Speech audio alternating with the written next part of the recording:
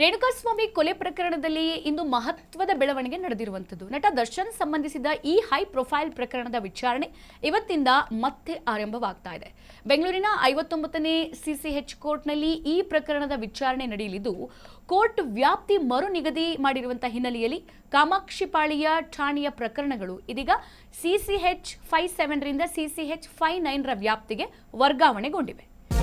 ಕೇಸಲ್ಲಿ ಬಹಳ ದೊಡ್ಡ ಡೆವಲಪ್ಮೆಂಟ್ ಆಗ್ತಾ ಇರೋದು ನೋಡಿ. ರೇಣುಕಾಸ್ವಾಮಿ ಕೊಲೆ ಕೇಸ್ ಪ್ರಕರಣ ಇವಾಗ ಹೊಸ ಟ್ವಿಸ್ಟ್ ಅನ್ನ ಪಡ್ಕೊಂಡಿದೆ. ಇವತ್ತಿಂದ ದರ್ಶನ್ ವಿಚಾರಣೆ ಏನಿದೆ, ಆ ಕೇಸ್ನ ವಿಚಾರಣೆ ಮತ್ತೆ ಹೊಸದಾಗಿ ಶುರುವಾಗುತ್ತೆ. ಬೆಂಗಳೂರಿನ 59ನೇ ಸಿಸಿಎಚ್ ಕೋರ್ಟ್ನಲ್ಲಿ ಮತ್ತೆ ಈ ಕೇಸ್ನ ವಿಚಾರಣೆ ತನಿಖೆ ಮತ್ತೊಮ್ಮೆ ಶುರುವಾಗುತ್ತೆ. ಕೆಲ ಕೋರ್ಟ್ಗಳ ಠಾಣೆ ವ್ಯಾಪ್ತಿ ಮರು ನಿಗದಿ ಆಗಿದೆ ನೋಡಿ. ಕೆಲವೊಂದಿಷ್ಟು ಕೋರ್ಟ್ಗಳಿರುತ್ತಲ್ಲ, ಕೋರ್ಟ್ಗಳ ಠಾಣೆಯನ್ನ ಈ ಹಿಂದೆ ಮಾಡಿರುವಂತಹ ಕೋರ್ಟ್ ಠಾಣೆಗಳನ್ನ ಈಗ ಮರು ನಿಗದಿ ಮಾಡಲಾಗಿದೆ, ಅಂದ್ರೆ ಶಫಲ್ ಮಾಡಿದ್ದಾರೆ. ಹಾಗಾಗಿ ಈ ಹಿನ್ನೆಲೆಯಲ್ಲಿ ಈಗ ಈ ಕೇಸ್ ಮತ್ತೆ ಮರು ತನಿಖೆ ಆಗುತ್ತೆ. ಈಗ ಈ ಹಿಂದೆ ಸಿಸಿಎಚ್ 57 ಇತ್ತು, ಅದ್ರ ಬದಲಿಗೆ ಈಗ ಸಿಸಿಎಚ್ 59 ರ ವ್ಯಾಪ್ತಿಗೆ ಕಾಮಾಕ್ಷಿಪಾಳಿಯ ಠಾಣೆಗೆ ಶಿಫ್ಟ್ ಆಗಿರುವಂತದ್ದು. ಈವರೆಗೆ 13 ಸಾಕ್ಷ್ಯ ವಿಚಾರಣೆಯನ್ನ ಪ್ರಾಸಿಕ್ಯೂಷನ್ ನಡೆಸಿದ್ದಾರೆ. ಇದರ ಎನ್ಕ್ವೈರಿ ಆಗಿದೆ.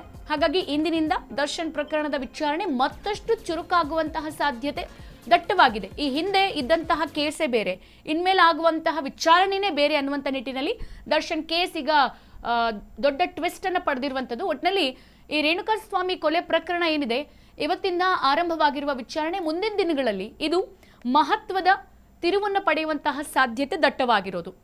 ನಟ ದರ್ಶನ್ ವಿರುದ್ಧದ ಆರೋಪಗಳ ನಡುವೆ ಈಗಾಗಲೇ ಹಲವು ಸಾಕ್ಷ್ಯಗಳ ವಿಚಾರಣೆ ನಡೆದಿದೆ. ಇನ್ನು ಈ ಪ್ರಕರಣ ಗಂಭೀರ ಹಂತಕ್ಕೂ ಕೂಡ ಪ್ರವೇಶಿಸಿದೆ. ಕೋರ್ಟ್ ವ್ಯಾಪ್ತಿ ಬದಲಾವಣೆ ಆದಂತಹ ಸಂದರ್ಭದಲ್ಲಿ ಈ ನಡುವೆ ವಿಚಾರಣೆ ಮುಂದುವರಿತಾ ಇರೋದು ಈ ಕಾನೂನು ಪ್ರಕ್ರಿಯೆಗೆ ಹೊಸ ದಿಕ್ಕನ್ನು ಕೂಡ ನೀಡುವಂತಹ ನಿರೀಕ್ಷೆ ಇದೆ. ಹಾಗಾಗಿ ಮುಂದಿನ ವಿಚಾರಣೆಯಲ್ಲಿ ಇದು ಇನ್ನಷ್ಟು ಪ್ರಮುಖ ಸಾಕ್ಷ್ಯಗಳು ಮತ್ತು ವಾದಗಳು ಕೂಡ ಇಲ್ಲಿ ಹೊರಬರುವ ಸಾಧ್ಯತೆಯು ದಟ್ಟವಾಗಿದೆ ನೋಡಿ. ದರ್ಶನ್ ಕೇಸ್ ಆಲ್ರೆಡಿ ಶುರುವಾಗಿ 2 ವರ್ಷ ಆಗಿದೆ. ದರ್ಶನ್ ಆಲ್ರೆಡಿ ಜೈಲೊಳಗಿದ್ದು 2 ವರ್ಷ ಕಂಪ್ಲೀಟ್ ಆಗಿರೋದು. ಇವಾಗ ಕೋರ್ಟ್ ಏನು ಈ ವ್ಯಾಪ್ತಿ ಶಫಲ್ ಆಗಿದೆ, ಬೇರೆಯಾಗಿದೆ. ಹಾಗಾಗಿ ಈಗ ಮತ್ತೆ ಈ ಕೇಸ್ ಇನ್ನಷ್ಟು ದೊಡ್ಡ ಟ್ವಿಸ್ಟ್ ಹಾಗೆ ಟರ್ನ್ ಅನ್ನು ಪಡೆದುಕೊಳ್ಳುವಂತಹ ಸಾಧ್ಯತೆಯೂ ಕೂಡ ಇದೆ. ಈಗ ಮತ್ತೆ ಆಲ್ರೆಡಿ 13 ವಿಚಾರಣೆಗಳು, ಸಾಕ್ಷಿಗಳ ವಿಚಾರಣೆ ಕೂಡ ನಡೆದಿದೆ. ಸೊ ಇಲ್ಲಿ ಒಂದು ಪರಾನೂ ಆಗ್ಬೋದು, ಮತ್ತೆ ವಿರೋಧನೂ ಆಗ್ಬೋದು. ಹಾಗಾಗಿ ದರ್ಶನ್ ಕೇಸ್ಗೆ ಮತ್ತೆ ದೊಡ್ಡ ತಲೆನೋವು, ಮತ್ತೆ ಟರ್ನ್ ಆ್ಯಂಡ್ ಟ್ವಿಸ್ಟ್ಗಳು ಈಗ ಆ್ಯಡ್ ಆನ್ ಆಗ್ತಾ ಇರೋದು. ಹಾಗಾಗಿ ಇದು ಎಲ್ಲಿಗೆ ಹೋಗಿ ನಿಲ್ಲುತ್ತೆ ಅನ್ನೋದನ್ನು ನಾವು ಕಾದು ನೋಡಬೇಕು. ಇನ್ನು ಪಾಪ ದರ್ಶನ್ ಈ ವರ್ಷ ಆದರೂ ನಮಗೆ ಬೇಲ್ ಸಿಗುತ್ತೆ, ಈ ವರ್ಷನಾದರೂ ನಾನು ಆಚೆ ಬರ್ತೀನಿ ಅನ್ನುವಂತಹ ಬಹಳ ನಿರೀಕ್ಷೆಯಲ್ಲಿದ್ದರು.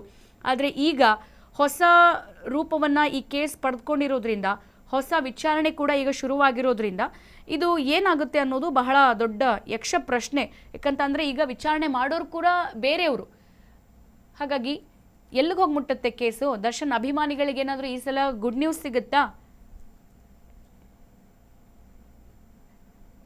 ಇನ್ನು ಮತ್ತೊಂದು ಕಡೆ ನಾವು ಚರ್ಚೆ ಮಾಡಬೇಕಂತ ವಿಚಾರ ಏನಂದರೆ, ಈಗ ಡಿ.ಕೆ. ಶಿವಕುಮಾರ್ ಮುಖ್ಯಮಂತ್ರಿಯಾಗಿ ಅಧಿಕಾರ ಸ್ವೀಕರಿಸಿದ ಬೆನ್ನಲ್ಲೇ ಈಗ ಬಹಳಷ್ಟು ಬದಲಾವಣೆಗಳು ರಾಜ್ಯದಲ್ಲೂ ಆಗ್ತಾ ಇದೆ, ಈ ಕಡೆ ದರ್ಶನ್ ಕೇಸಲ್ಲೂ ಕೂಡ ಆಗ್ತಾ ಇದೆ.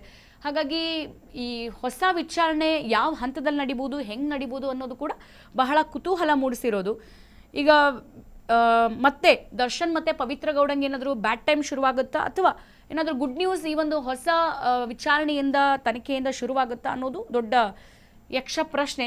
ಪಾಪ ಈ ಬಹಳಷ್ಟು ಜನ ಅಟ್ಲೀಸ್ಟ್ ಈ ವರ್ಷ ಆದರೂ ದರ್ಶನ್ ರಿಲೀಸ್ ಆಗ್ತಾರೆ, ದರ್ಶನ್ ಆಚೆ ಬರ್ತಾರೆ, ಈ ಕೊಲೆ ಇಕ್ಕಟ್ಟಿನಿಂದ ಪಾರಾಗ್ಬಿಟ್ಟು ಹೊಸ ಜೀವನ ಶುರು ಮಾಡ್ತಾರೆ, ಮತ್ತೆ ನಮ್ಮ ಆರಾಧ್ಯ ದೈವ ಬರ್ತಾರೆ ಅಂತ ಹೇಳಿಬಿಟ್ಟು ಬಹಳಷ್ಟು ದರ್ಶನ್ ಫ್ಯಾನ್ಸ್ ಇಲ್ಲಿ ಕಾದು ಕುಳಿತಿದ್ರು.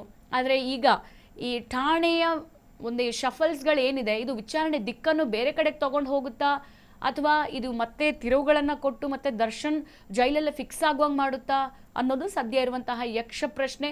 ಯಾವುದಕ್ಕೂ ಕೂಡ ಇಲ್ಲಿ ವಿಚಾರಣೆ, ಕೇಸು, ಸಾಕ್ಷಿಗಳು, ಜೊತೆಗೆ ಜಡ್ಜು, ಜೊತೆಗೆ ವಾದಿಸ್ತಾ ಇರುವ ಲಾಯರ್, ಇವರಿಂದ ಅಷ್ಟೇ ಮುಂದಿನ ಬೆಳವಣಿಗೆಗಳು ನಮಗೆ ತಿಳಿಯೋಕೆ ಸಾಧ್ಯ.